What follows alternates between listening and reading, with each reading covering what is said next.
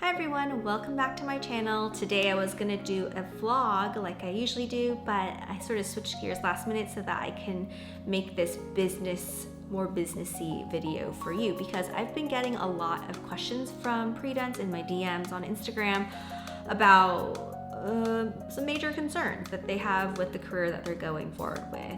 And I totally get it. It's really scary. How can you know that you're gonna love dentistry and whether you're gonna be good at the business aspect of dentistry? And like, what does that really mean? I think a lot of people are like, I don't get it. Why is it so hard to have both? Why can't you be a good business person and a great dentist?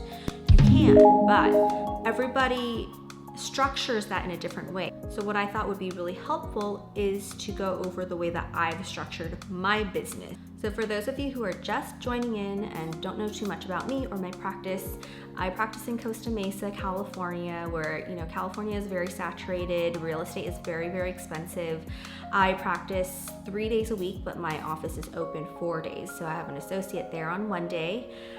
It's a very small place actually. I think a lot of people on Instagram assume it's gonna be like this huge practice, but it's actually only 750 square feet, 2 operatories, and I love it like that. That's exactly like what I envisioned myself being in, because I really wanted to have one-on-one care. I started looking for a practice before I was ready because I wanted to know what's on the market. And I think a lot of people don't really realize that practices are sort of just like buying a house. It's like buying real estate. A practice for sale will be listed with a broker, and you get those newsletters, and then you'll go visit the practice and see if it's something that you want to buy, just like a house. When you start your journey of looking for practices, you'll see so many different types of practices, and this is what's really cool about dentistry, but also it's like, whoa. There are practices that are grossing $1 million, $2 million that are multi-specialty, and you go and it's really, really impressive. They have all these staff. The practice looks awesome. It looks super modern, built out. It just looks like they know what they're doing. There are practices that are like $200K, which I would say is like sort of a very beginner practice. It's just starting to make money, or maybe not even covering the overhead yet. There are practices that are $400 to $500, which I think when I was looking, that was sort of the sweet spot. It means that it's going, there's a good base of patients, but there's room to grow. There are practices that are like $800, $900. You can see that every practice makes a different amount, and so you can't just say, oh, that practice is doing well. What really matters is the net of that practice. You could have $1 million practice, which means that you have enough patients and you're doing enough dentistry to make $1 million. Think about how many crowns you're doing. But if your overhead is too high, then you're actually a sinking ship. So you have to kind of separate those two. How much are you making versus how much are you spending? It's just as simple as that. So the first thing to always be careful of when you're looking at practices is the rent. Especially in California, rent is really expensive. Rent is probably one of the biggest reasons why practices go under, because it's like one of those fixed things that you have to pay for every single month. So let's say that your practice didn't make any money that month. Let's say that COVID hit and you didn't make any money because you were closed. You still got to pay that rent.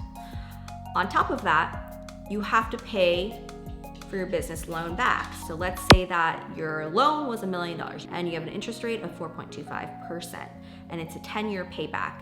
Then every month you are paying back, so you're looking at a monthly payment of about $8,687. That's on top of rent and payroll. So if you're a dental student and you're looking at your student loans and you're like, oh my God, my student loans are so much, that's just the beginning of your loans in life. Unfortunately, like, you're gonna have a home loan, you're gonna have a business loan, you're gonna have loans. Like, it's just part of life. That's the way that I see it. So you have to make sure that the loan that you're paying back is manageable. The practice that I went with was very small, but it had enough of a patient base where it was making enough money to stay afloat. So it's covering its own overhead, and from there on, I just need to build a practice. You can see that only having a very small space with only 2 operatories, I'm limited in how much I can make and how many patients I can see, but I also have a very low overhead. I have low rent, and that has been the saving grace for me. Like, I can afford to pay that rent even if I'm not working for a couple of months during COVID. And my practice loan, because I bought it while it was small and it's grown since then, I'm able to pay that back as well. The one overhead that I would say that I have more control over is payroll. That's probably my biggest overhead besides just my rent and my business loan payback. Okay, so the next biggest thing I spend money on is probably my supplies. And I think this is where it becomes very clear why it's hard to meet business with dentistry. All the other stuff, you're probably like, okay, what she's saying makes sense logically, but where the materials are is where I think really you can spend a lot on materials and you could spend a little on materials. And let's be honest, patients don't know better. Patients don't know better. Like if you just want to strip things down from a patient's perspective, that's what they're looking at. The filling didn't fall out, the filling doesn't hurt. Those are the two things that they care about. When you're a dentist though, you have the responsibility to know that good dentistry will last a little bit longer and the materials that you choose really do make a difference. So let's say that insurance pays $100 for a filling, and insurance will replace a filling every 2 years. So what a very smart dentist or business person would do is give them filling, drill a hole, fill that, make sure it doesn't hurt, make sure it doesn't fall out, make sure it lasts at least 2 years. When it falls out in 2 years or when something goes wrong in 2 years, replace that. You have ongoing business. You can actually replace that in 2 years, and you do that for a couple years until that patient needs a root canal. And then when that patient needs a root canal, then you can do a crown on them and you've made quite a lot of money. So if you think about it, that's the smart way of doing business. Making a filling last really long is actually really stupid, right? But patients only know what they know. As doctors, we have to make good decisions.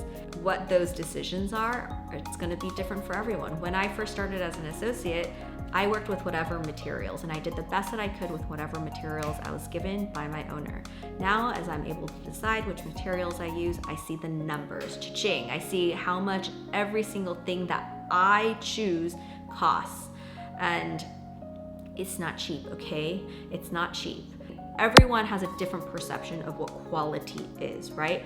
Sometimes at the beginning of your career, you may not really realize the effect that certain materials have. You're kind of probably wondering what's good material, what's not good material. And you're probably wondering, what's the price difference?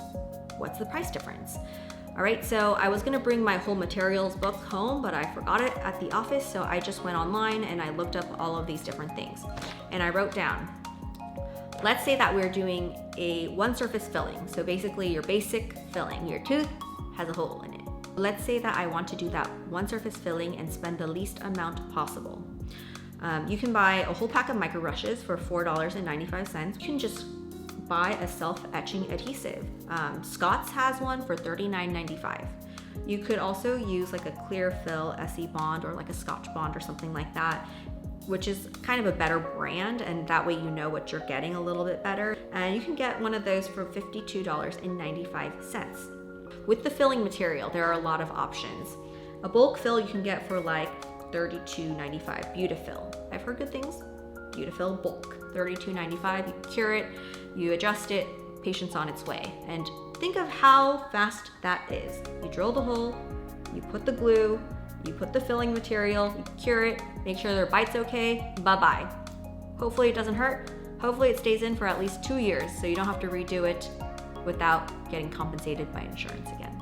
All that costs $155.75. All right, so you could do a filling for $155.75. Yeah, it's pretty cheap actually. Like, what's so expensive about doing dentistry? It's pretty cheap. $155.75, and you could use all these materials several times to do a whole bunch of fillings for people. I mean, this is a very profitable business. All right, so then in comparison, let me go over some of the things that I do in my fillings. So This is gonna be very obvious that I'm a very bad business owner, right? Okay. So for every filling that I do, I use some sort of isolation. I'll use either an IsoDry or a rubber dam. I have both. IsoDries are expensive. You can get a pack of 10 for $27.50. So those are the disposable mouthpieces that go in and suction everything for you, keeps everything nice and dry. You throw it away after you're done. And just for the sake of this, I'm just gonna say that I'm gonna use the same micro brushes as the first guy, $4.95. Then I do selective etching. For an etchant, you spend around $32.99 for a pack of 4 etchants. Paradox to clean off your tooth and disinfect the inside, it's $6.95 for a big old bottle. Gluma is a desensitizer that I use, and I love using Gluma. It's $126.95 per bottle, which is pretty expensive. The next thing that I spend money on is the adhesive. What I use is Optibond FL. It's a 4th generation bonding agent. It's like it's very reliable, great bonding agent that lasts forever. Okay, but it's very, very expensive. It's $351.75 for a bottle, teeny tiny bottle of primer and adhesive. The filling material I'm using right now is Filtech, and I usually layer my composites, meaning I'll use like a dentin layer, cure that, and then do an enamel layer, cure that. I just like to layer, but it's also good for the tooth. So 2 of those. Dentin is $150 for a little syringe thing. Enamel color is $150, so that's $300, okay? Then I use occasionally something called Permaseal so that the margins don't stain, so that it lasts longer, and then I'll use Deox afterwards. Deox is like basically a glycerin jelly, so you could buy Deox from a dental supplier for $15.99, but let's be real, you don't want to overpay for dental materials just because of the dental markup of simple things. It's actually just glorified KY lubricant jelly, which you can get a whole bottle for $7.20, and it'll last you a long time. So I'm not talking about just spending to say that you're spending on certain brands and certain things that are really expensive just to brag that I'm spending money on things that are very expensive. Just a typical filling of mine costs $908.26. That's a very simple fill. $908.26 versus $155.75. Am I an idiot? Am I stupid? Am I like the worst business owner ever? All right, so this is the type of dentistry that I've decided I want to provide, because in like 20 years, when my patients are still at my practice, I want to be able to look at that filling and be like, man, I did a good job on that filling, or like I did the best that I could on that filling, and not like, okay, it's time to replace every single filling inside your mouth because I chose like the worst materials. Sorry. I also have family members that come to me. I do BYRON's dentistry. I do my mother-in-law's dentistry, okay? And it's not like I'm in the back over there being like, oh, my family member's coming, let me open my special drawer with all the good stuff for the people that I truly care about. Like, no, my workflow is the same whether I'm treating a family member or a patient, and that's sort of like the atmosphere and the vibe of my practice to begin with. So if you have a small practice like me and you only want to work a couple days a week, you really have to be strategic about the way that you spend money, especially if you are already spending a lot of money on providing quality to the patients and what goes inside their mouth. The way I'm able to service both my PPO and my fee-for-service patients is by doing procedures that are not covered by insurance, such as cosmetic dentistry. And so doing a lot of cosmetic procedures does really help increase revenues. Increasing your revenue is the only way to combat high overhead. You can't just spend money on everything just to keep up with the Joneses. You have to create a practice that makes sense for you, helps you sleep at night. You may be giving and taking like what I do. I could be making more, taking more of that money home instead of putting it into people's mouths. But at the end of the day, I'm tired, but I'm fulfilled.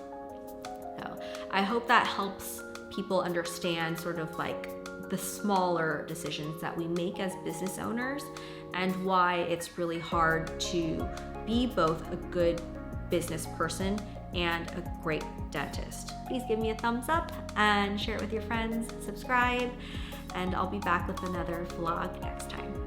Bye!